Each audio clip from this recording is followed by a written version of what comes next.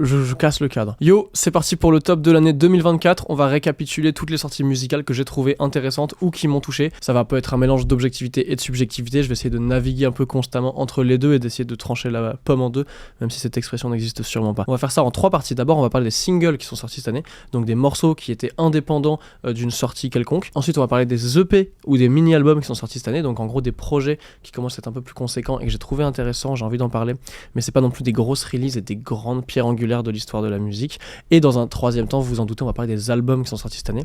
D'abord, on parlera d'un petit peu de tous les albums que j'ai trouvé importants et ensuite on va entamer un top 20 comme on aime.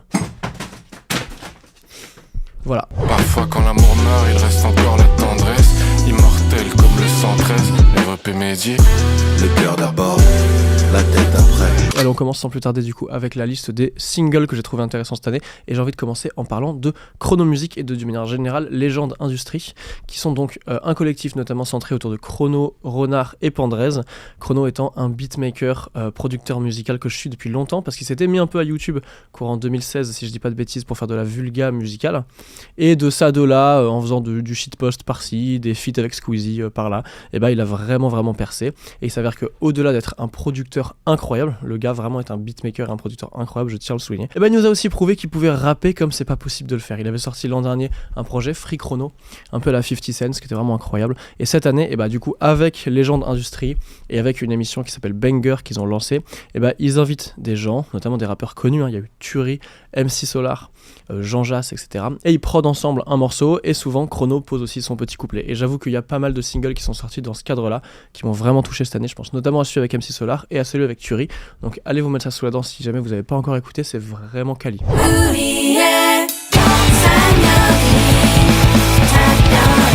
Un autre single que j'ai adoré cette année, c'est History de Drinking Boys and Girls Choir. C'est un groupe que j'affectionne énormément, c'est tout ce que j'aime. Du punk vraiment cute, minimaliste, mais pour autant extrêmement revendicateur, et surtout ils n'ont rien à prouver à personne. Eux ils viennent de Corée, ils sont de Daegu, ils avaient bougé à Séoul un moment, mais au final ils sont revenus dans leur scène locale parce que fuck, et ils font de la musique qui est trop belle. L'album de 2019, Keep Drinking, est absolument formidable, et Marriage License, qui était sorti il y a 2 ans ou 3 ans, était un petit peu en dessous selon moi, mais c'est toujours incroyable, et j'avoue que ce single m'a re-hypé énormément par rapport au groupe. Je l'ai trouvé vraiment incroyable, l'espèce de petit auto-tune, production de voix rigolote au début, enfin je veux dire, il y a vraiment dans ce minimalisme et ce côté punk quand même des choix de réal qui sont vraiment pas cons, et on perd jamais l'essence de leur musique avec eux. Je trouve qu'ils sont extrêmement touchants, très progressistes, très queer, etc., très simple, une humilité de fou, et ça joue super bien, les compos sont vraiment cool. C'est vraiment un groupe qui me tient énormément à cœur, donc voilà, j'ai hâte, j'espère que 2025 se verra accompagné d'un petit album de Drinking Boys and Girls Choir, ce serait vraiment un plaisir, mais pour l'instant on a eu juste ce petit single, donc voilà, c'est déjà pas mal.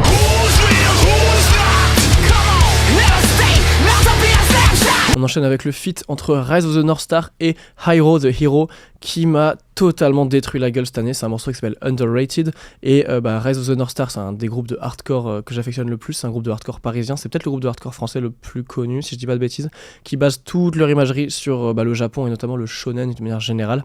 Ils ont commencé sans label, indépendant, avec des clips tournés à Tokyo, etc. Je me rappelle quand c'est sorti entre 2012 et 2014, je me le suis pris dans la gueule, c'était énorme, et ils ont jamais déçu pour moi, hein. Je crois qu'ils ont 3 gros albums, le dernier étant sorti l'an dernier. Et Hyro, je connais légèrement moins sa carrière, mais c'est un rappeur américain qui est super centré dans la culture punk et rock aussi. Il a bossé avec Ross Robinson en termes de production, et maintenant il habite à Nantes. Donc le gars est ancré dans la scène française maintenant.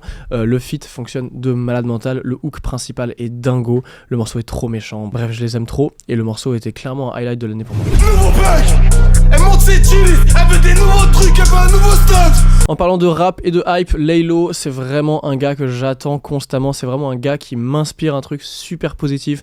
Artistiquement, je trouve qu'il est extrêmement génial. Il a sorti quand même 2 concept albums, L'étrange histoire de Mr. Anderson et Trinity, qui sont vraiment formidables et qui ont vraiment marqué l'histoire du rap français. Et il nous a sorti cette année simplement un single qui s'appelle Dogs in the Studio, où il pète son crâne. C'est juste lui qui hurle sur une prod indus, froide, vide, et à la fin random, il y a des espèces de trucs bizarres avec des chœurs un peu jazz et tout. Bref, ce mec fait absolument ce qu'il veut, et je trouve qu'il a une delivery, une émotion et une réalisation globale, à la fois dans la musique, dans l'imagerie, dans les clips, etc. Bref, il y a une espèce de cohérence constante qui t'amène toujours quelque part, et je trouve il est extrêmement charismatique, extrêmement intelligent, donc c'est un gars qui vraiment me hype, et juste avec ce petit morceau de 2 minutes, et j'y suis revenu plein de fois, je l'ai écouté plein de fois en marchant de nuit, je sais pas, il y a un truc qui se passe quoi, donc voilà, c'était un gros highlight aussi pour moi. Cette année, c'était un peu l'année de Hitsuji Bungaku aussi, et Dieu sait que ça me régale. C'est vraiment un groupe que j'affectionne de fou. Our Hope, qui est sorti en 2022, est un de mes albums préférés de la vie. Et 12 Hugs, ou 13 Hugs, je sais plus, qui est sorti en 2023, est incroyable aussi. Ils se sont fait connaître, notamment cette année, du coup, avec le single Burning, qui est donc le single dont on parle maintenant. Pourquoi ? Parce que c'était l'ending de Oshinoko, qui a été un des animés majeurs aussi cette année, avec l'opening notamment de YOASOBI Idol. On en a un petit peu parlé sur TikTok et en short pour ceux qui s'en souviennent. Bref, Burning est incroyable, influencé par des groupes comme Curve ou comme Yuck, donc des groupes des années 90 entre la culture grunge, shoegaze et un petit peu plus electronica parfois. C'est toujours cet accent mis sur les guitares, sur les nappes et les layers de guitare dans un côté très 90s où Hitsuji Bungaku sont très très très forts, avec Moeka, la chanteuse et la frontwoman qui est extrêmement charismatique, qui compose et qui écrit les paroles, etc. Bref, c'est un groupe qui sait faire de la qualité et c'est un groupe qui a clairement pris en notoriété, notamment avec l'ending de Jujutsu Kaisen, More Than Words, pour ceux qui connaissent, c'était eux aussi. Donc en ce moment, c'est vraiment leur moment à Hitsuji Bungaku, ils ont vraiment pris en notoriété, et Burning est clairement pour moi un des singles les plus importants de cette année.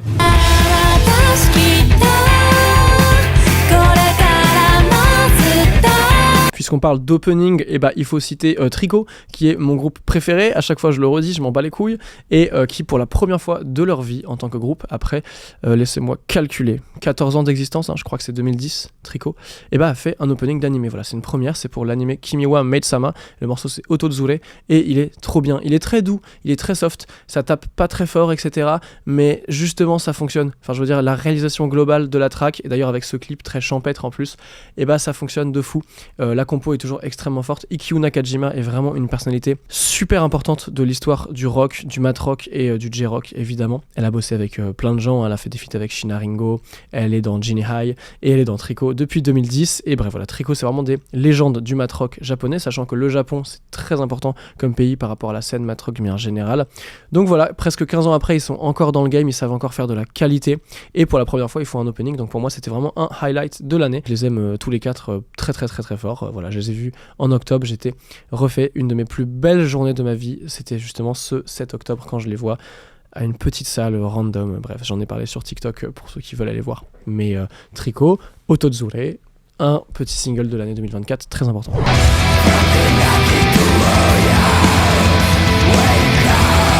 Je suis un peu hypé cette année des 3 singles qu'ont sorti The Great Old Ones. The Great Old Ones, c'est un groupe de black, post-black, originaire de Bordeaux, il me semble. Et je me rappelle vraiment quand Al-Azif était sorti en 2012. Et il me semble que l'album d'après aussi, je me le suis totalement pris. C'était vraiment l'époque où j'étais au lycée, j'écoutais énormément de black metal atmo, post-black, etc. Et il y avait beaucoup de groupes français dans le lot, notamment The Great Old Ones. Et j'avoue que je les avais un petit peu oubliés, faut le dire, les dernières années. Puis également, j'écoute vraiment moins de métal que quand j'étais ado. Et les 3 singles qu'ils ont sortis cette année m'ont un petit peu re-hypé. Et il me semble que du coup, non, c'est pas il me semble, c'est je crois qu'en janvier, non, je dis peut-être des bêtises. Bon, en tout cas, en 2025, il me semble que leur album va sortir. Et ça me hype. Donc voilà, pour moi, c'est aussi un truc qu'il faut citer. Voilà, The Great Old Ones, qui se prépare à renouveler un petit album. Et on va écouter ça de près.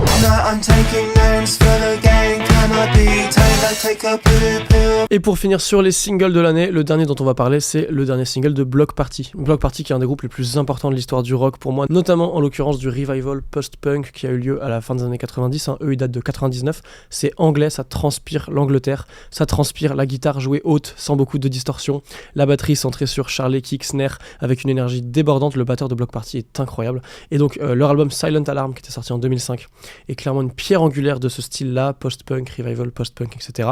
Et l'intelligence qu'ils ont eue, même si ça leur a un petit peu coûté leur carrière d'une certaine manière, c'est de ne pas refaire Silent Alarm aussitôt après.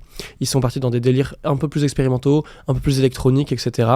Et j'avoue que récemment, Flirting Again, il est dans un espèce de juste milieu entre retrouver ce son post-punk et ce truc à la Silent Alarm, mais quand même dans une delivery un petit peu d'expérimentation, etc. En fait, le morceau il se build up avec vraiment beaucoup d'électronique, un truc très très progressif, très répétitif, et c'est à la fin que le côté post-punk auquel ils nous ont habitués justement avec Silent Alarm, etc. revient vraiment. Leur dernier album, cela dit, était très post-punk aussi et était vraiment formidable. C'est vraiment, dès qu'ils font le style post-punk, rock, etc., ça fonctionne. C'est juste que je respecte énormément chez eux qu'il n'ait pas fait que ça, et du coup à chaque fois qu'ils sortent un truc, et ben voilà, soit c'est du fanservice et ça fonctionne de fou, soit c'est autre chose et c'est à voir selon moi, et là c'est un petit peu un genre de juste milieu, voilà, comme je l'ai dit, et de fait ça marche de fou. J'ai réécouté le morceau énormément, donc voilà, autre petit highlight de 2024 pour moi, ce petit dernier block party, et je ne sais pas s'il y aura une sortie de block party en 2025, mais pareil, on reste aux aguets par rapport au groupe. Maintenant on envoie les EP et les mini-albums qui sont sortis cette année, c'est parti.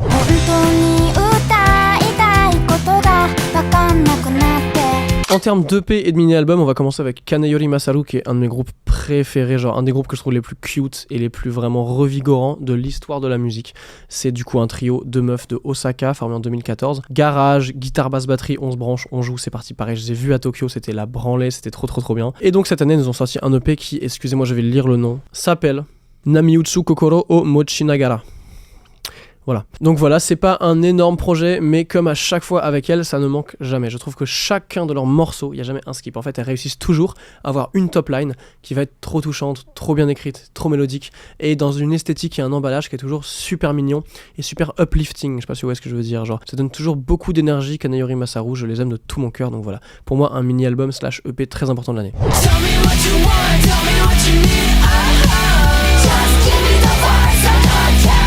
Si on me demande un jour, et personne ne me le demande, mais je le dis quand même, mon artiste préféré de la vie, je dirais Haru Nemuri. Pour plein de raisons. Musicalement, évidemment, hein, mais aussi et surtout son rapport à l'art, à la création, et au fait de s'assumer et de dire des choses, et de faire des choses de manière générale. Je sais que ça peut paraître un petit peu vague, mais je trouve cette humaine extrêmement motivante, extrêmement galvanisante. Quand il y avait eu les attaques à Gaza, elle s'était engagée directement, elle a sorti un morceau pas mixé en vraiment les gars novembre 2023 quoi. C'est-à-dire que très rapidement elle avait fait ce cri du cœur qu'elle avait appelé Enough et elle a sorti comme ça sur Spotify, alors que c'est comme une artiste qui commence à être connue, il y a un label derrière, il y a une fanbase, etc. Il y avait 20 000 étapes et 20 000 personnes qui auraient pu la réfréner de faire ça, et elle l'a fait. Et je trouve que c'est pareil si vous la suivez sur Instagram, c'est que des posts en mode genre il faut changer le monde, non, mais c'est jamais fait d'une manière démago, c'est jamais dit d'une manière, c'est toujours un espèce de mélange entre une espèce de simplicité vraiment pure et honnête, et en même temps un avis super basé, tu vois. Donc il y a cette espèce de dualité et de dichotomie, mais qui est vraiment intrinsèque à l'art, selon moi, qui a réussi à vraiment incarner. Et bref, j'ai trop parlé d'elle. Ce qu'il faut dire, c'est que cette année, avec Frost Children, qui est un duo de musique électronique, et ils ont fait un split avec je crois 5-6 morceaux dessus. Et pour moi, c'est un grand projet de cette année. J'aurais aimé le mettre plus haut si c'était un plus long projet, mais de fait, c'est un petit EP, donc voilà, on va se calmer quand même. Mais clairement, un événement de l'année, c'est rock, c'est hardcore, c'est électronique, c'est dubstep un peu, c'est un peu revival, pop-punk, etc. Et il y a une énergie presque adolescente, enfantine, un truc, on est vraiment face à des humains qui n'ont rien perdu de leur fougue d'antan, et c'est magnifique à voir, magnifique à écouter. Donc bref, voilà, je les aime de tout mon cœur. Haru Nemuri, Frost Children, sur, j'ai même pas dit le nom de l'EP, ça s'appelle Soul Kiss. Désolé, j'étais un petit peu décousu. One tap d'antiroïde, que des fils de pute, c'est évident. Shout-out aux schizoïdes qui veulent tuer le président. Un projet sur lequel je suis revenu énormément cette année, c'est le petite sœur Gem Rose, qui s'appelle K-Fab Chimera, qui est pareil, un mini-album qui est sorti cette année. En gros, c'est vraiment cette génération toute nouvelle de rappeurs FR, digicore, hyper pop un petit peu, donc avec des prods super glitchy dans tous les sens, des influences vraiment électro, rock, il y a un peu de tout, et des voix très traitées, très saturées, etc. Faut vraiment se méfier avec ce style, parce que c'est tellement caricaturable et tellement hype en ce moment que tu peux facilement ne pas avoir vraiment de plus-value en fait quand tu fais le truc toi-même, et tomber vraiment dans des facilités de production. Je vois beaucoup d'artistes en mode c'est juste full disto, full machin, full beat crush, et au final en fait on perd un petit peu de sens là-dedans, mais je trouve que c'est pas du tout le cas de Petite Sœur. Alors notamment Petite Sœur, moi je suis vraiment fan de lui, je crois que c'est lui, je suis même pas sûr, donc c'est une personnalité très mystérieuse. Et Gem Rose, qui est un rappeur de Dunkerque, qui pareil s'était fait connaître indépendamment, lui, avec des morceaux comme On aura le paradis qu'on mérite ou DNB, Drum and Bass j'imagine. Et donc bref, leur split est vraiment cool, la connexion entre les deux marche incroyable, il y a des punchlines énormes, notamment sur le fait qu'il faille tuer Emmanuel Macron, ça fonctionne trop bien. Des morceaux comme K-Fab ou comme Sœur Location sont vraiment dingues, et le projet mais en général s'écoute vraiment bien, et je dois avouer que je suis beaucoup retourné cette année, donc voilà. La conseillère me voyait maçon, j'ai gentiment rappelé que t'es caca fait ce qu'il veut. Dans le même genre, vu qu'on est un peu dans le délire rap, FR, digicore, hyper pop et compagnie, TKKF, c'est pareil, c'est une petite révélation pour moi. Comme souvent dans les milieux rap, il y a un petit peu des crews de gens différents, et TKKF en l'occurrence, lui, il bosse, il est souvent relié avec des gens comme Sunburn, comme Laios, ou comme, il y a qui d'autre, Jima aussi, que des blazes qui sortent leurs projets indépendamment, et des fois qui font des feats ensemble, etc. etc. Je crois que leur collectif s'appelle 3xA, ou 3XA, je sais pas. Et j'avoue que TKKF, j'adore son personnage. Il a un truc tellement assumé, tellement un peu méchant, mais en même temps très très goofy, etc. Et le gars se tape une délire d'avoir une DA Sonic. C'est-à-dire que tu vas sur son putain de Spotify, t'as Sonic partout en 3D, un peu bizarre, c'est uncanny, c'est bizarre, c'est... Je suis trop fan en fait. Ça fait vraiment les petits qui cassent les codes et qui n'en ont plus rien à foutre de tout ce qu'on a instauré avant eux. Et ça me régale et c'est vraiment très très fort. Et je trouve qu'il écrit bien, je sais pas si c'est lui qui prod, mais les prods sont cool. Il y a beaucoup d'originalité dans ce qu'il fait TKKF. Donc voilà, un petit autre projet que je me suis un peu pris cette année.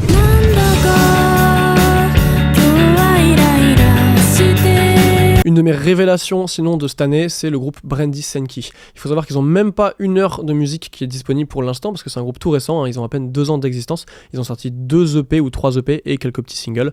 Et le dernier est sorti cette année, il s'appelle A Nightmare Week, il y a 5 titres dessus et les 5 à chaque fois. Vous voyez ce truc là quand t'écoutes un projet, le premier morceau tu te dis c'est une dinguerie et tu t'attends à ce que c'était le highlight, tu te dis bon c'était celui-là pour moi. Et le deuxième t'es en mode ouais celui-là aussi, la barre est aussi haute en fait. Et ça l'a fait sur les 5. Et quand j'ai écouté leur discographie, je peux dire quasiment que ça l'a fait sur tous les morceaux. Franchement, je n'ai pas un skip dans l'entièreté de leur discographie. J'ai évidemment 2-3 petits prefs, mais vraiment, vous voyez ce que je veux dire, la barre est constamment extrêmement haute. J'ai écrit une vidéo sur eux, donc je vais la sortir en short / TikTok. Mais en gros, pour bien comprendre, c'est un groupe très... indie rock, un peu années 90, etc. Et qui aussi se font plaisir avec une imagerie un petit peu plus punk. Je sais pas si ça peut s'apparenter à du Ocharekei, qui est un genre de visual kei beaucoup plus coloré, etc. Mais ça me rappelle un petit peu ça dans l'idée, mais après moi je suis pas assez calé en mode pour le savoir. Mais voilà, en tout cas il y a un truc très adolescent, très vieux film où une bande de potes partent en vacances ensemble, etc. Ça te donne envie de tomber amoureux, de vivre des amitiés fortes, etc. De vivre en fait. Et vraiment il y a un côté, les mélodies de chant de la chanteuse sont toujours trop forte, trop juste. Il y a une belle maîtrise de la reverb pour donner ce côté un petit peu nostalgique en fait, comme si tu te rappelais d'un souvenir de vacances un peu lointain. Je trouve que le groupe réussit à gérer toutes ces émotions là d'une manière qui est très très très forte. Donc voilà, Brandy Senki c'est clairement un groupe parmi ceux que je suis le plus actuellement et j'ai hâte de les voir sur un exercice un petit peu plus long. En l'occurrence un album, peut-être l'an prochain, j'aimerais que ce soit le cas, mais en tout cas en attendant on a déjà quelques petits trucs à se mettre sous la dent, donc voilà, allez écouter A Nightmare Week, c'est vraiment cool.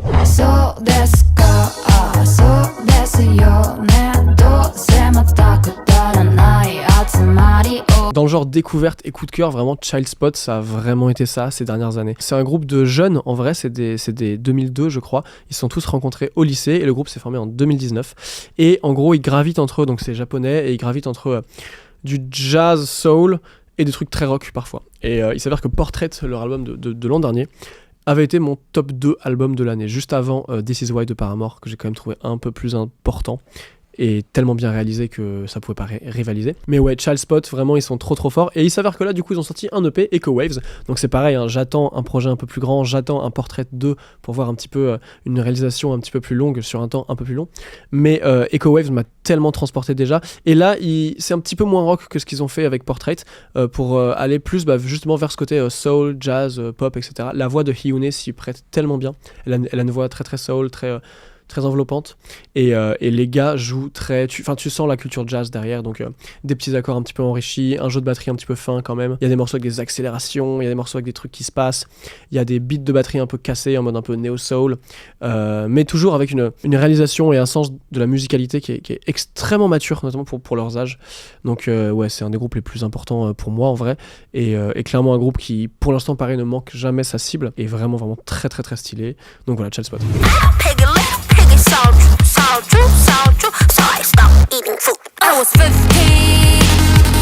Et on va finir cette partie sur les EP et les mini-albums avec l'EP de l'année, et c'était déjà le cas l'an dernier, c'était l'EP de l'année, le sien, c'est Alice Longyu Gao, que je sais pas comment elle fait, elle est trop stylée, trop forte. Alors elle est coréenne, c'est une beatmaker, productrice, chanteuse, rappeuse, vous voyez le genre de personnalité, hein, genre elle fait tout, ultra indépendante, genre elle fonce, et elle a une sorte d'envie de tout casser, qui est à peu près, je pense, 40 fois supérieure à la mienne, quoi. Tu vois, vraiment, c'est le genre de personnalité qui m'impressionne, qui vraiment m'intrigue aussi. Et donc bref, elle a fait des trucs donc très moderne, hein, donc rap, pop, très glitchy, un peu hyper pop adjacent et tout quand même.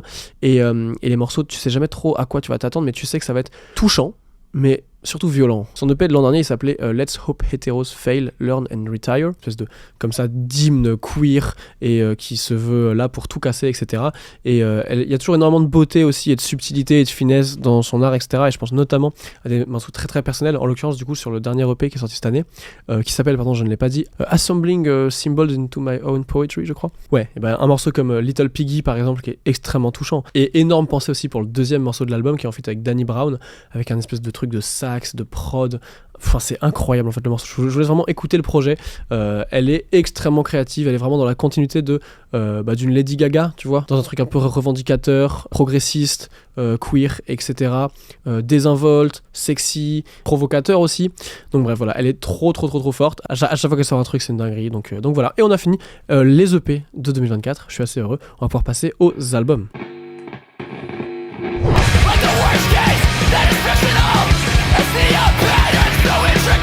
Alors on va commencer avec des albums un petit peu dans le désordre que j'ai trouvé super intéressants. Déjà Touché Amoré, Spiral in a Straight Line, qui m'a vraiment re-hypé du groupe pour la première fois depuis facilement 10 ans je pense. C'est un groupe de post-hardcore formé en 2007. Je crois que cet album-là il est produit par Ross Robinson, etc. Ça parle de santé mentale, c'est trop touchant. Les compos sont trop bien, le style c'est tout ce que j'aime. Ce truc très post-hardcore, punk et un petit peu emo quoi. Donc l'album est vraiment dingue, allez l'écouter.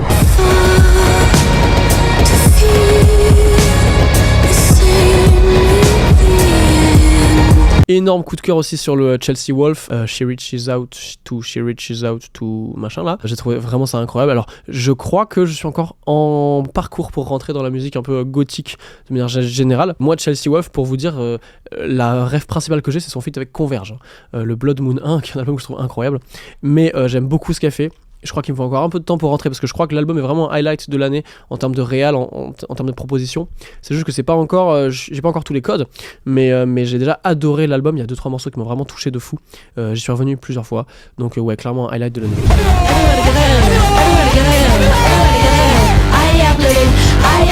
Love Heart Cheat Code de Hiatus Coyote est aussi un highlight de l'année, évidemment. C'est vraiment un groupe de baisers de la vie. C'est des Australiens qui font un truc vraiment néo-soul, jazz, ultra groove. C'est toujours extrêmement vénère. Alors moi, mon highlight de malade mental sur cet album, en parlant de trucs vénères, c'est Cinnamon Temple, qui est peut-être un de mes morceaux préférés de l'année, vraiment. C'est juste que je trouve le reste de l'album un peu en dessous. Mais c'est pas grave. Le premier morceau qui file un peu la métaphore aquatique du bateau est vraiment sublime, splendide. Celui-là et Cinnamon Temple sont incroyables. Le reste est un petit peu en dessous selon moi, mais d'une manière générale, il y a une DA, la pochette est trop belle, le groupe est fou, la voix de Napalm est scandaleusement belle et puissante, etc. Et ça joue comme c'est pas permis de jouer derrière quoi. C'est vraiment voilà, groove, funk, c'est trop fort quoi.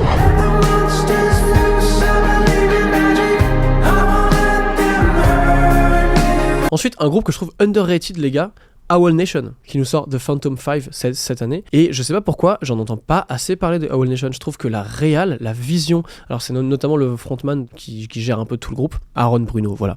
Depuis 2009, du coup, Owl Nation existe, et c'est lui qui chapeaute vraiment le truc, et c'est formidable. Alors, Megalithic Symphony était vraiment une œuvre d'art, avec des morceaux comme Wake Up, comme Kill Your Heroes, qui est ma préférée de Owl Nation, vraiment. Il y a une sensibilité, il y a une delivery forte dans leur discographie que je trouve incroyable, et pour moi, c'est réussi avec The Phantom 5. Il y a 2-3 morceaux qui m'ont vraiment touché, il y a une réalisation qui est dingue, etc. Il y a beaucoup de plus-value d'émotions, etc. Donc pour moi c'est clairement un highlight de l'année. GNX de Kendrick, évidemment je peux pas ne pas en parler, c'est un trop bon album, et en plus est-ce que l'année 2024 ne lui appartient pas en vrai. Il y a eu le 10 avec Drake qui était absolument fou, et de fait le mec a quand même genre, je pense, arraché le cœur de Drake en public à ce stade, hein. Franchement, même un morceau genre comme Meet the Grahams, je l'ai presque trouvé, moi je suis trop sensible les gars, je l'ai trouvé comme trop violent, genre faut pas faire ça à quelqu'un, genre. Bon bref, Not Like Us, Euphoria et tout, bref, c'est des morceaux de fou qui nous a sortis cette année dans un lore qui nous divertit effectivement au niveau maximal de ce que le monde du hip-hop peut proposer. Et là, dernièrement, il sort Sans Prévenir, GNX, qui est vraiment incroyable. J'ai pas eu le temps de beaucoup m'y replonger, donc pareil, j'imagine qu'il pourrait être beaucoup plus haut, mais déjà, j'ai pas eu le temps d'énormément m'y replonger, et le rap est loin d'être le premier style musical que j'ai écouté cette année, et loin d'être celui que je connais le mieux, donc c'est pour ça que simplement je le cite, mais ouais, c'est clairement un album super important de l'année.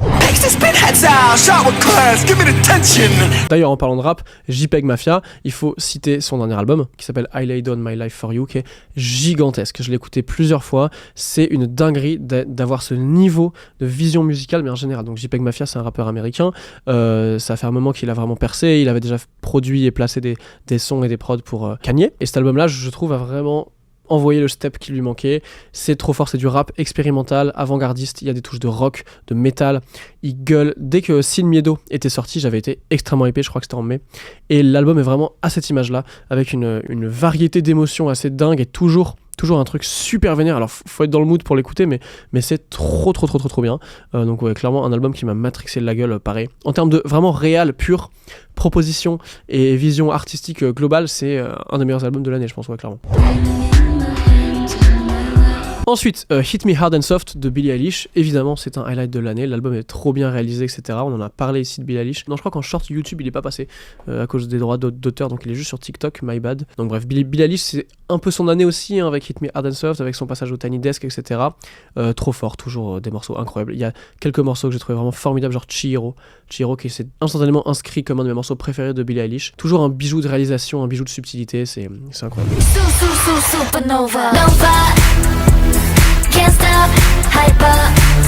Il y a aussi cette année le Armageddon de aespa que j'ai trouvé trop cool. Il y a vraiment un truc vraiment provocateur, un peu méchant, tu vois, dans aespa, qui est vraiment cool et qui, je trouve, prend un peu le revers de certains groupes d'avant dans la K-pop comme Blackpink, etc. Alors que Dieu sait que j'adore Blackpink, hein, c'est mon groupe de K-pop préféré.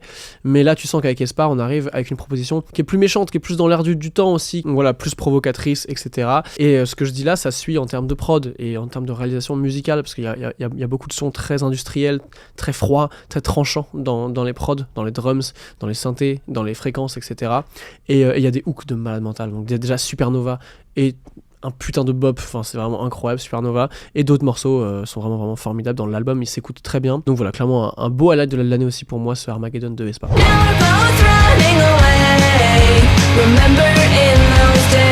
On arrive à la fin des albums un peu dump comme ça, et on va juste citer The Linda Lindas avec No Obligation, qui est un super album de punk. Quand on disait sur Drinking Boys and Girls Choir tout à l'heure ce style punk un peu minimaliste qui a énormément de revendications, mais qui le fait d'une manière très simple et cute, mais ça en devient presque d'autant plus touchant et fort au final. Et bah The Linda Lindas, c'est ça. Elles ont fait un Coachella, je crois, cette année. Je crois qu'elles sont sur une belle lancée, et l'album est vraiment chouette. Il y a plein de highlights, pas vraiment de skip, donc ouais, clairement un bel album de cette année aussi.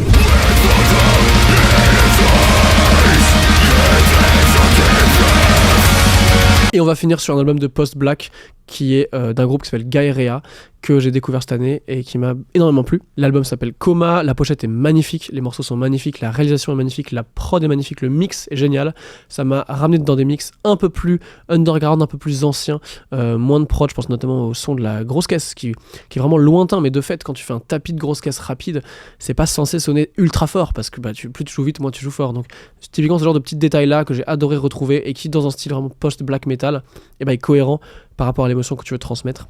Et cet album-là est magnifique. Un morceau comme World the Blaze, par exemple, j'ai trouvé vraiment formidable. Il y a des fois des rythmiques un peu crust punk, ça fait Housebreaker, par exemple, ou des trucs comme ça. Des fois, c'est presque death mellow. Et sinon, c'est ultra black et post-black dans les riffs, les mélodies de guitare, alors que c'est quand même très stéréotypé comme style, hein, ce truc-là, black et post-black. C'est très mollo, un peu mélodique sur des gammes mineures et tout. Et pour autant, ils ont réussi à trouver des lignes et des top lines de guitare, si je peux me permettre de le dire comme ça, et qui marchent quand même. Et l'album est vraiment cool. C'est portugais, ils viennent de Porto, et ils ont une identité un peu cachée avec une DA, etc. Donc bref, il y a plein de trucs cool sur ce groupe. Moi ça m'a vraiment hypé. Ok les gars, maintenant on peut rentrer dans le top 20 des albums de l'année. On y est, il y a eu 12 mois, 365 jours et plein d'albums, et on va maintenant dire les 20 que j'ai trouvé les plus importants. Alors pareil, comme ce que je disais au début, un mélange entre culturellement important / intéressant, etc. Et en même temps, ma subjectivité va être totalement noyée dedans quand même, parce que je trouve ça quand même important de rester soi-même, et de toute façon je sais pas si je pourrais faire vraiment autrement, et je trouve ça un peu plus rigolo aussi de voir qu'est-ce que quelqu'un à tirer de cette année, qu'est-ce que quelqu'un tire de certains groupes, etc. Je trouve que parfois ça veut plus dire ça que d'essayer à tout prix d'être objectif, etc. Et je trouve que vu qu'on parle d'art, c'est plus cool de le faire dans ce sens-là, donc bref. Je vais essayer d'être un petit peu entre les deux. On commence avec le top 20, Light, Strata. I gaze into the endless blue, hoping for a sign from you. Donc Light, c'est un groupe de mat rock japonais qui date de 2003. C'est un des groupes les plus importants dans le mat rock d'une manière générale, et notamment au Japon. Donc on est un peu sur ce nouveau mouvement du mat rock au début des années 2000 qui s'inspire beaucoup de l'emo et du Midwest emo, de la musique répétitive aussi, de la musique minimaliste, etc. Et Light, c'est vraiment ça. Et eux, ils ont fait un truc avec leur carrière qui est vraiment formidable, c'est qu'à chaque fois, ils ont changé d'axe, d'angle, etc. Et de fait, puisqu'on parlait de musique minimaliste et répétitive, et bah Strata, c'est vraiment ça. Et c'est un trop bel album, et la pochette est trop belle, l'espèce d'enchevêtrement de mélodies, de guitares, de trucs un petit peu électroniques, etc. Te prennent vraiment, c'est vraiment un beau voyage. Donc voilà. En numéro 19, j'ai envie de mettre Flair de Kobore. Donc Kobore, c'est un groupe que je suis en train de me prendre de plus en plus en fait en ce moment, parce que j'ai fait une vidéo sur eux. Je les ai vus au Japon, je les ai découverts en live dans un festival, et donc c'est un groupe de Tokyo qui date de 2015. C'est très pop-punk. Au début, j'avais légèrement du mal parce que je trouvais la voix un petit peu trop naïve, un petit peu trop prom dog, etc. Mais peut-être dans un côté un peu pop en fait. Mais en fait, non, c'est trop bien. En fait, c'est trop bien. Ça joue fort, ça joue à fond, ça ouvre toutes les vannes émotionnelles. Et même la voix est cool, les compos sont cool. Les parties de batterie, genre vraiment, il met le petit 1-2% de subtilité qui vraiment ramène les morceaux à un autre niveau, etc. Ça joue vraiment bien. L'album, il n'y a pas un skip dessus. Il y a 3-4 morceaux qui m'ont vraiment pris au trip. Donc ouais, Flair de Kobore, dinguerie. Numéro 18, je vais mettre With You in Spirit de Balance and Composure.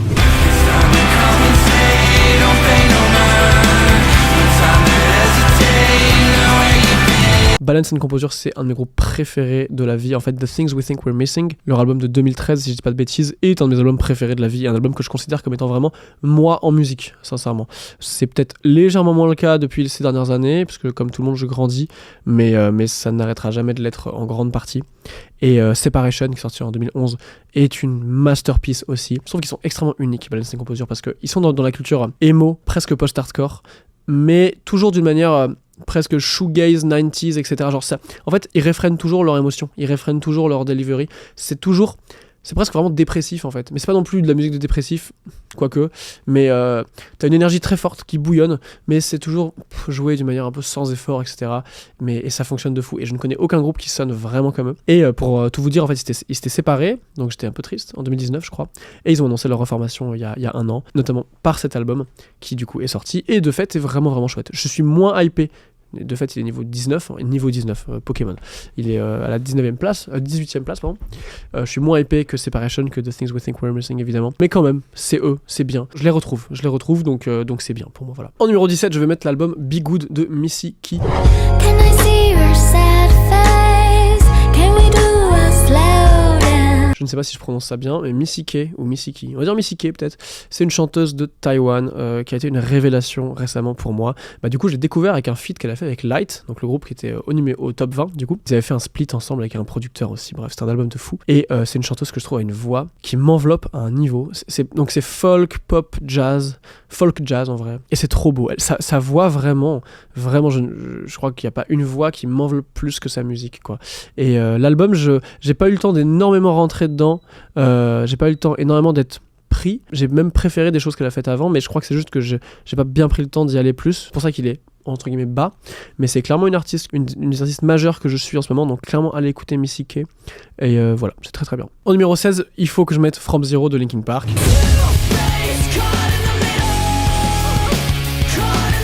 Je pense que c'est un événement ultra important de l'histoire du rock, la reformation de Linkin Park, avec du coup la nouvelle chanteuse Emily Armstrong, 7 ans après le suicide de Chester.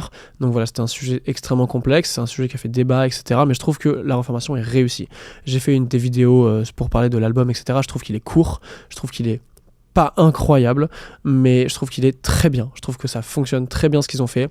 Et juste, je peux pas m'empêcher de le mettre en 16e parce que c'est Linkin Park, quoi. Genre, enfin, je suis là grâce à eux. Et de fait, l'album, je l'ai poncé, quoi. Genre, il y a rien à faire. La patte de Shinoda, elle est aussi dans mon ADN à moi. Le gars m'a fait grandir en tant qu'individu et en tant que fan de musique, tu vois. Et un morceau comme Two-Faced m'a transporté au plus profond de mon cœur. Good Things Go, j'y suis beaucoup revenu, je le trouve super touchant. Puis The Heavies, The Crown, The Emptiness Machine, qui est peut-être mon morceau préféré avec Two Face, c'est même sûr. Je trouve que The Emptiness Machine est un morceau de fou, vraiment pour le coup, peut-être objectivement le meilleur morceau de l'album, The Emptiness Machine. Dinguerie ce morceau. Donc bref, je trouve que c'est un excellent album. Il y a quelques petites prises de risque avec Casualty ou des trucs comme ça. Overflow aussi, qui est un peu plus prod, etc. Bref, j'adore Mike Shinoda, j'adore Linkin Park. J'ai repris le train en route, pour moi c'est bon. Donc voilà, 16e From Zero de Linkin Park. En numéro 15, il faut qu'on cite absolument This Is How Tomorrow Moves de Beabadobe.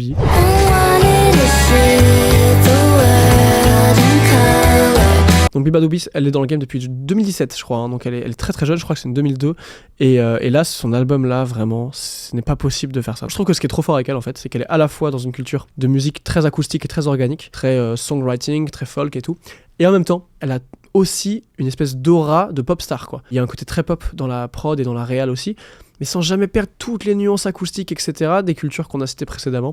Je trouve que c'est vraiment dans cette dualité-là que réside la force de Beabadobe. En plus, elle est ultra stylée, ultra charismatique, et sa voix est dingue. Surtout, sa voix est dingue. C'est très rock parfois, très très folk, très songwriting. Il y a des sujets super touchants quand elle parle de conditions féminines, etc. C'est vraiment un album qui coche toutes les cases de ce qu'on entend par album important d'une année, voire album important d'une artiste ou d'une génération ou d'un style, bref, album important en fait. Hein. Donc voilà, clairement numéro 15, même underrated peut-être, hein, maintenant que j'en parle, mais bon bref. En numéro 14, il y a le State Fault, Children of the Moon, qui m'a touché au plus profond de mon cœur.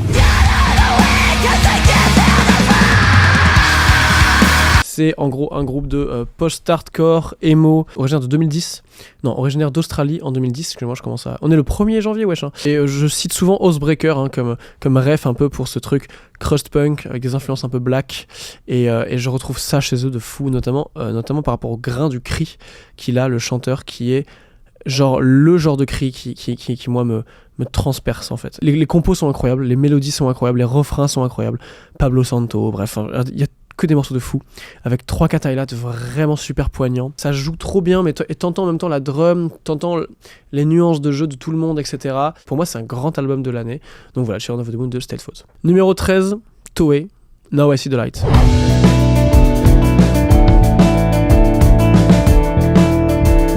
Alors, je ne peux pas mettre Toei plus bas que 13.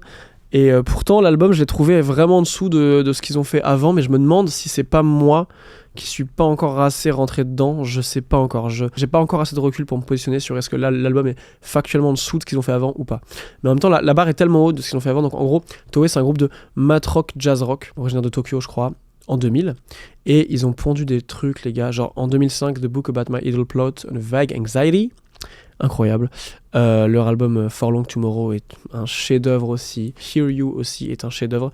Je crois que c'était le deuxième artiste que j'ai le plus écouté sur Spotify cette année parce que je les écoute tout le temps. C'est vraiment juste l'OST de ta vie, Toei, et d'une manière si sensible et honnête. Et quand tu les vois en live, ça n'existe pas. C'est-à-dire la puissance des gars, les gars se roulent par terre, ils sautent et tout. C'est un des meilleurs groupes du monde. Sincèrement, c'est simplement un des meilleurs groupes du monde. Et Now I See the Light, c'est clairement un album de Toei, il y a pas de problème. Il y a cette sensibilité, il y a ce côté à fleur de peau, il y a ces mélodies, il y a ces voix fragiles. Mais j'ai pas retrouvé autant de grain, de folie et de surprise dans cet album que ce que je peux avoir parfois avec eux.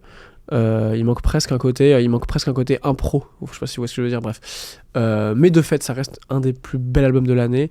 Et comme c'est un album de Toei, un des plus beaux albums qui existent, simplement. Donc voilà, numéro 13, Toei, Now I See the Light. En numéro 12, il est temps de se fracasser la gueule et de parler enfin de You Won't Go Before You're Supposed To de Nocturne.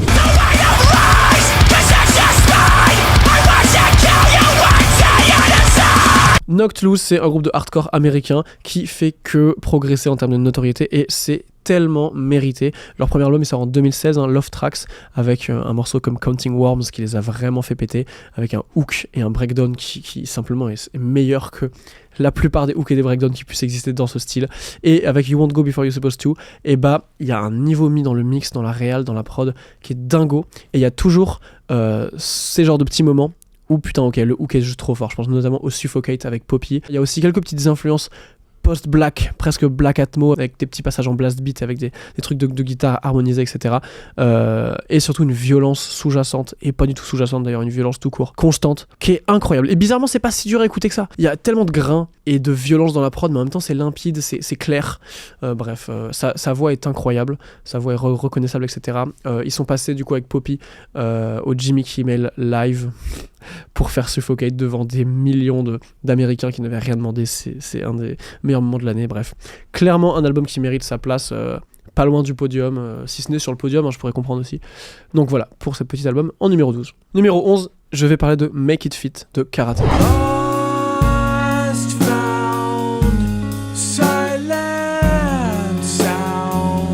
Karate, c'est un groupe de rock indie, assez jazz aussi, et avec cette culture vraiment acoustique, on joue ensemble, etc. C'est très doux, c'est très touchant. Karate, ils sont formés en 93 à Boston. Pareil que ce que je disais avec Balancing Composure, ils s'étaient arrêtés eux aussi, ils avaient fait une longue pause, mais eux beaucoup plus longue. Après leur album Pockets, qui est un album que j'affectionne tellement juste en parler, c'est incroyable, en 2005. Et ils se sont reformés cette année, 20 ans après quasiment, pour sortir Make It Fit. Et c'est gagné. Peut-être qu'on n'atteint pas des niveaux de ce qu'ils avaient fait par le passé, comme un Unsolved par exemple, qui est sorti en 2000, qui est quand même une grosse pierre angulaire du groupe, etc. Mais en fait, quasiment, je trouve. J'ai peut-être pas encore assez de recul, mais je trouve que Make It Fit vraiment mérite une 11e place des albums de l'année.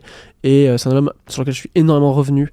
C'est un album qui a une douceur, une sensibilité assez folle. Il y a 2-3 tracks, allez, on va dire qu'ils sont un peu en dessous, mais qu'est-ce que ça fonctionne. Je suis trop heureux que cet album existe. Il m'a vraiment accompagné tout au long de l'année, depuis qu'il est sorti en fait. Donc pendant 2 mois. Donc j'abuse un peu. Mais il y a eu des singles avant. Bref. Donc voilà, numéro 11. Et maintenant, les gars, c'est le moment pour le top 10 des albums de l'année 2024. J'avais pas prévu de le mettre là à la base, mais en fait récemment, je crois hier, je suis retombé dessus et je me suis dit qu'est-ce qu'il faut pas plus haut, ok c'est top 10. C'est Clancy de 21 Pilots.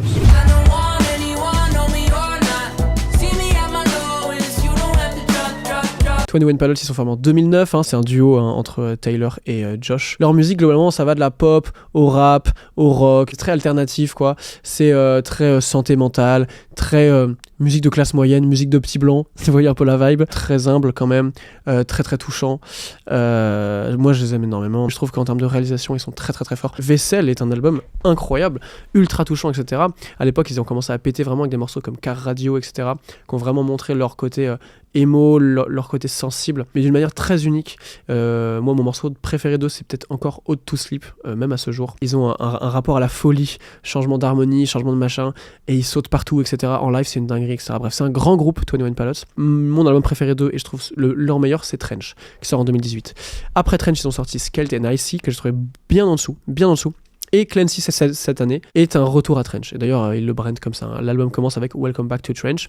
Et de fait, en termes de réalisation et de style musical et de production, etc., c'est une dinguerie absolue. Overcompensate est incroyable. At the Risk of Feeling Dumb est incroyable. Il y a que des morceaux de fou, vignettes, etc. Faut que je le réécoute cet album parce que je me l'étais vraiment pris en mai. Et l'année passe, des fois, on fait d'autres trucs. Et là, récemment, je me suis dit non, il est top 10, c'est bon, il est top 10. Donc voilà, top 10 21 Pilots. Le top 9 de l'année 2024, selon moi, et quand je vous parlais de subjectivité, je vais devoir me justifier un petit peu sur ce coup-là, parce que là, on y est, c'est Golden Child de Salasa.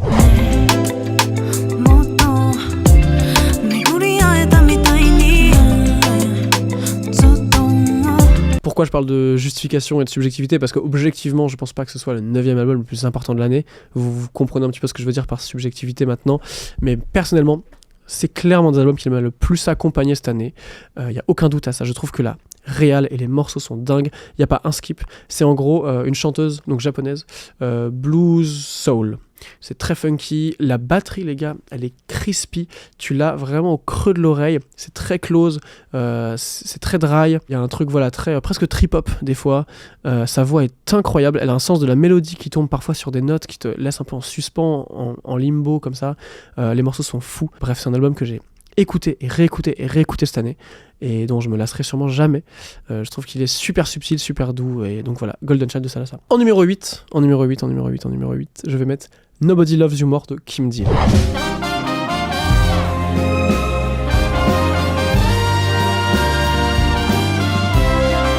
Donc Kim Deal, c'était la première bassiste des Pixies. Elle a intégré les Pixies en 86. Elle a fait son chemin avec eux. Et elle a aussi fondé les Breeders en 93. Et elle quitte les Pixies en 2013 pour garder que les Breeders. Et encore maintenant, c'est encore les Breeders, du coup, son projet principal avec sa sœur, Kelly. C'est en gros voilà, une putain de bassiste années 90, grunge, indie, alternative rock, etc. Et elle nous a sorti pour la première fois de sa vie un projet solo cette année. Sachant qu'elle compose en solo depuis longtemps. Il y a des morceaux qui sont sur l'album qui datent d'il y a plus de 10 ans, pour vous dire. Et l'album est dingo. Alors on sent tout ces années 90, on sent le rock, etc. Mais il y a aussi de la pop, des arrangements de cordes, de bois, de vent, etc. Il y a des morceaux Big Band Beat, les gars. Big Band Beat, ça n'existe pas. Il y a 2 basses. La première errante était en mode, ok, c'est Godzilla. Et la deuxième errante était en mode, ok, en fait, c'était pas Godzilla, ça c'est Godzilla. Je sais pas comment dire. Il y a des choix de prod de fou. Elle s'est entourée de plein de gens extrêmement talentueux. C'était le dernier enregistrement de Steve Albini avant qu'il meure, parce qu'il a enregistré 3/4 des tracks, il me semble. Donc bref, c'est un album extrêmement important pour moi. Je me le suis vraiment pris à la fin de l'année là et j'y suis pas mal revenu. Je trouve que c'est un bijou de compo et de réal de quelqu'un qui a l'air vraiment d'avoir une vision musicale scandaleusement haute quoi. Donc voilà, numéro 8, Kim Deal, Nobody Loves You More. En numéro 7, ce sera Bring Me The Horizon avec Next Gen.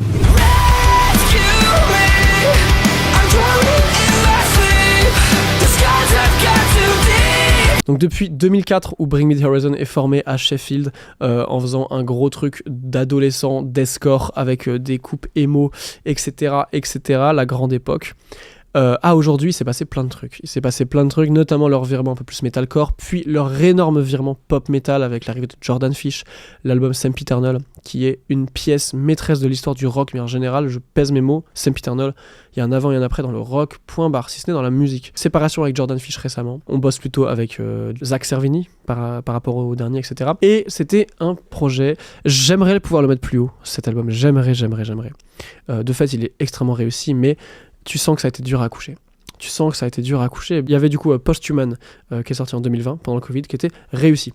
Petit album, mini-album, il doit durer une bonne demi-heure, que des morceaux de fou. Donc voilà, metalcore, metal, super violent, des trucs très électro comme Ludens par exemple, un feat avec Baby Metal qui est génialissime, Kingslayer, qui est peut-être mon morceau préféré de Bring Me. Et ils ont annoncé une suite. Sauf que la suite elle a mis longtemps à venir. Hein. Donc comme je disais, il y a eu la séparation avec Jordan, il y a eu l'envie aussi de faire un truc très maximaliste, hyper pop, etc. En fait, tu sens qu'il y a eu une envie d'être jeune, en fait. Tu sens globalement qu'il y a une envie d'être jeune qui commence à se voir un peu et à être un petit peu forcé chez Bring Me, tu vois. Je trouve qu'il y a un truc dont on va faire des trucs glitchy, hyper pop. Regardez, on a mis plein de sons bizarres dans nos morceaux, etc. Tu vois, tout à l'heure, je parlais de Jem Rose, de Petite Sœur, etc. Sur des projets comme ça, c'est cohérent, c'est leur génération et tout. Mais tu sens qu'au Oli, il y a un truc un peu de bandeur de jeunesse, tu vois, un peu de jeunisme qui est presque un petit peu dérangeant, sachant qu'il reste toujours dans les mêmes problématiques de mentalité, de santé mentale, qui traite toujours avec un petit peu de lourdeur, je trouve. Je trouve qu'il y a un personnage qui commence à s'épuiser, tu vois, chez Holy Sykes et chez Bring Me, donc malheureusement, ça restera un numéro 7 pour moi, mais l'album est fou, Dark Side c'est trop bien, Kool Aid c'est trop bien, Amen, c'est genre le refrain de l'année, il était sorti en 2023, ça va dire je crois, et Dig It c'est un des morceaux préférés de l'année, Dig It c'est une dinguerie, je l'écoute tout le temps, donc voilà, je suis un peu love-hate relationship avec cet album, mais non, Bring Me The Horizon c'est un de mes groupes préférés, j'ai aucun problème avec ça, depuis que j'ai découvert à l'époque moi c'était à l'époque There Is A Hell que je découvre Bring Me, et depuis ils m'ont jamais quitté, je les écoute toutes les semaines, vraiment si c'est tous les jours, donc beaucoup d'amour pour le groupe quand même, et énorme sortie de l'année, Bring Me The Horizon, Next Gen. En numéro 6, et c'est là que c'est rigolo, Poppy avec Negative Space.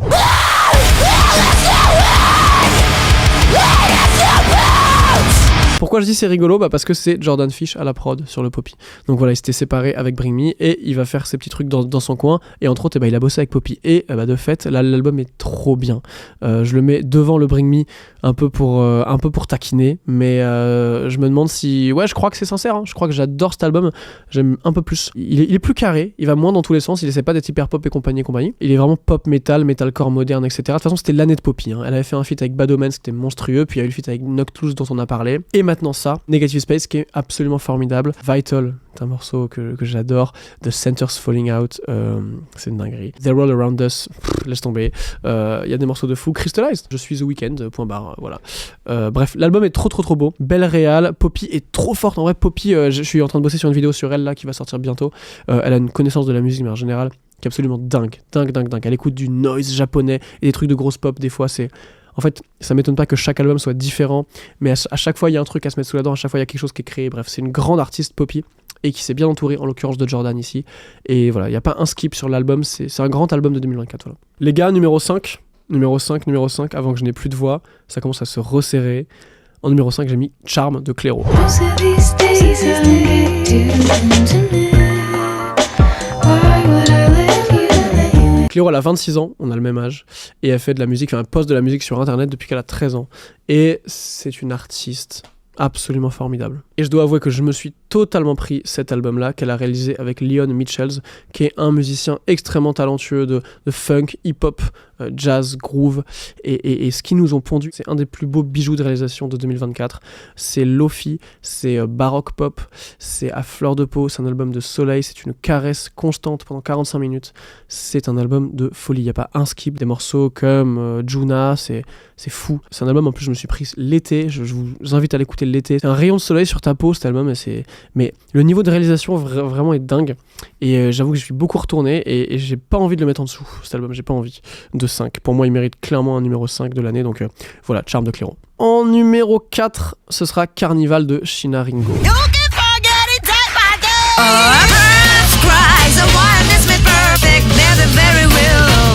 Alors Sheena Ringo, c'est une des personnalités musicales globales au Japon les plus importantes. C'est une artiste tellement barrée, complète et incroyable. Elle est dans la musique et l'art de manière générale depuis qu'elle a 5 ans. Hein. Elle faisait du ballet, de la danse et elle baigne dans le jazz. Elle fait du piano depuis qu'elle a 5 ans aussi. Et elle est devenue une espèce de référence, notamment avec Tokyo Incidents, hein, son groupe de rock dans les années 90-2000, une référence de la musique au Japon. C'est une grande dame et c'est une grande artiste. Et qu'est-ce qu'elle nous pond cette année? Bordel de merde, Carnival, un album de genre 15 titres avec des guests. En fait, son idée, c'était d'inviter 7 meufs différentes sur 7 pistes différentes, des meufs qu'elle considérait comme des divas, elle le dit elle-même. Hein. Donc la première track de l'album, c'est avec Ikkyu Nakajima, qui est la chanteuse de Tricot, donc vous imaginez bien que j'ai directement cliqué. Et en fait, je savais pas dans quoi je rentrais, mais je rentrais dans un album de jazz, big band, très swing, des fois super groove, funk, etc. Samba, les gars, le morceau de Samba, il déchire. Il y a pas un skip, les prises instrumentales de chaque musicien sont dingues, la voix de Sheena Ringo est dingue, avec ce côté un peu nasillarde qui est un peu typique d'elle, des lignes mélodiques qui sont vraiment, t'as peur, une émotion, un truc qui se dégage, vraiment une vision artistique globale. Non, c'est clairement pour moi un des meilleurs albums de l'année, sans aucun doute quoi. Un top 4 mérité, Carnival de Sheena Ringo. Allez écoutez ça, la pochette est magnifique. Je l'ai vu en vinyle au Japon, je mords un peu les doigts de pas l'avoir pris. Donc voilà, vraiment si vous connaissez pas, foncez. Énorme album de jazz. Moi le jazz, et je suis en train de me réconcilier un peu avec, hein, parce que je me suis pas mal détaché du jazz, et ce genre de projet, je trouve que c'est le genre de projet où tu te dis non mais comment ça se détacher du jazz, comment ça, c'est quand même incroyable quoi. Donc voilà. En numéro 3 les gars, album très personnel, expérience très personnelle, Kirin de Regal Lily.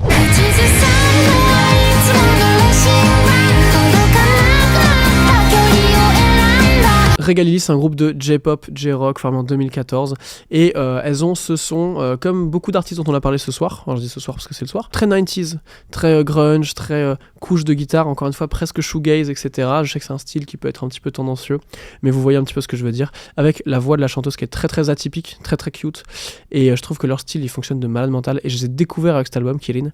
Déjà je trouve que la pochette est incroyable, et les morceaux les gars. Je me rappelle que le premier truc que je me suis dit par rapport à ma première écoute, c'est je me suis pris 2 ou 3 modulations, non en vrai notamment une, il y a un morceau où d'un coup ça module, et j'étais en mode ok, il y a un sens de l'envolée lyrique dans ce groupe qui est sans égal, vraiment sans égal. Et quand j'ai écouté Moonlight Rivers, là je savais que j'étais affaire à un de mes albums préférés de l'année, et un de mes gros highlights de l'année. Il y a vraiment un refrain où tout est explosé derrière. T'as l'impression qu'en fait, les prises de guitare et de batterie, c'est des vitres qui explosent. Et au-delà de ça, au-dessus de ça, t'as la top line de la chanteuse qui répète ski, ski, ski. Donc je crois qu'elle parle d'amour en plus.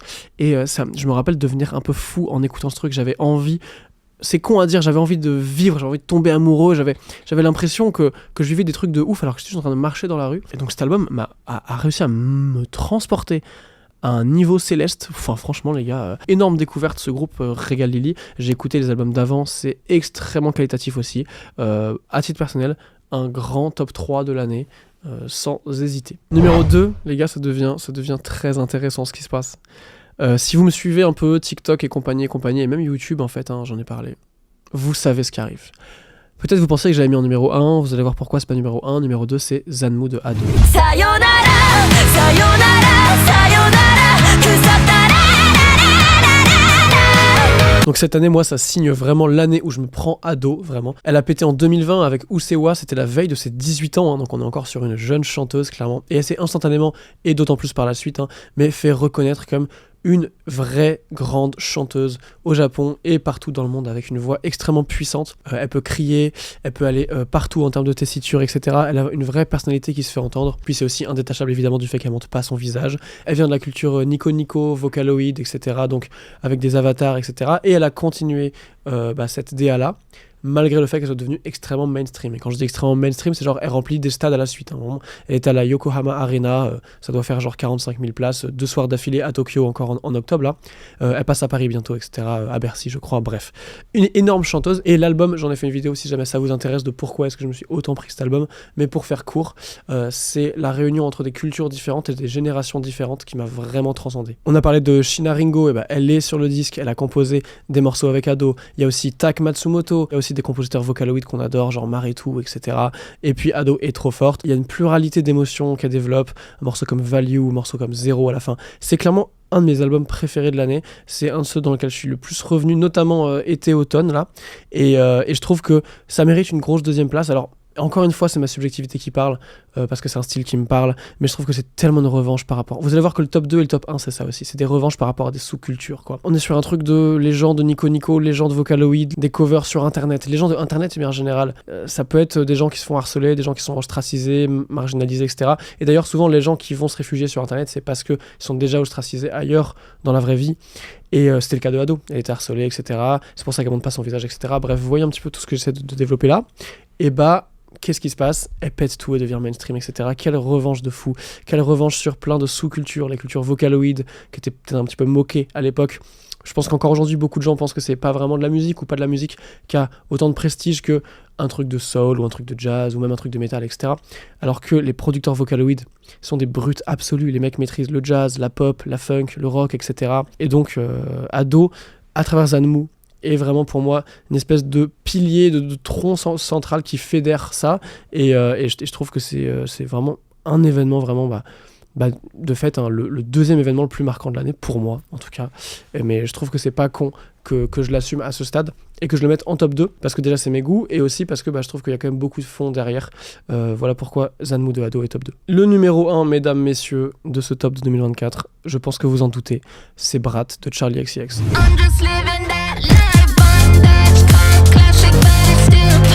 Et là, c'est pareil. Je pense qu'il n'y avait pas un autre top 1 possible que Brat de Charli XCX. Je trouve que cet album est une revanche par rapport à des cultures, des sous-cultures, sur plein de niveaux différents. Hein. C'est l'acceptation de soi. C'est très adjacent à la culture queer, je pense.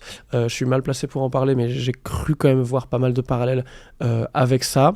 Et même d'un point de vue musical, c'est les cultures club, les cultures danse, les mondes de la nuit de manière générale. Puis surtout, Brat, c'est un album ultra compact, ultra solide. C'est pas un skip, c'est que des morceaux trop bien produits, etc. Donc on est dans la continuité de le côté hyper pop qu'a développé Charli avec des albums comme How I'm Feeling Now ou Charlie. Mais en même temps, ça en est pas vraiment de l'hyper pop. C'est plus genre, elle a vraiment ingurgité tout ce monde-là et elle a fait un album ultra solide de pop en fait. De pop qui est un peu la nouvelle pop aujourd'hui. Bref, je trouve qu'elle est ultra égérie d'une nouvelle génération, d'une nouvelle étape. C'est comme si une page s'était tournée et que c'était elle qui était au premier front de ça, quoi. Et puis voilà, puis c'est au-delà d'un album. C'est vraiment culturel, c'est fort, c'est au-delà de ça. Il y a eu des remixes aussi derrière. Le feat avec Billie Eilish est incroyable, etc. Juste, c'est trop. Puis même la pochette, etc. Moi, je suis fan. La couleur est dingue, le côté flou, etc. Tout est cohérent. Il y en a qui ont craché sur ça. Je suis pas d'accord. Il y a une cohérence de fou. Juste même le mot Brat est dingue en fait. Puis je me suis même pas arrêté sur les morceaux. Je suis assez décousu, pardon, mais je veux dire, il y a des morceaux super touchants quand elle parle de son rapport à la maternité ou quand elle parle de son rapport à d'autres artistes, etc. Des erreurs qu'elle a faites, des choses, les remords qu'elle a, les regrets qu'elle a, etc. Et puis il y a des morceaux, c'est juste la violence. C'est juste des fois, c'est la violence. Alors déjà, elle avait sorti Von Dutch en single.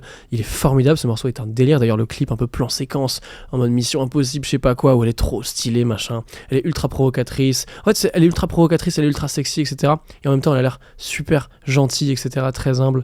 Je trouve que c'est vraiment la star qu'elle pensait être. C'est la star qu'on mérite et tout. Vraiment incroyable. Vraiment icône de notre génération. Je signe direct, en fait.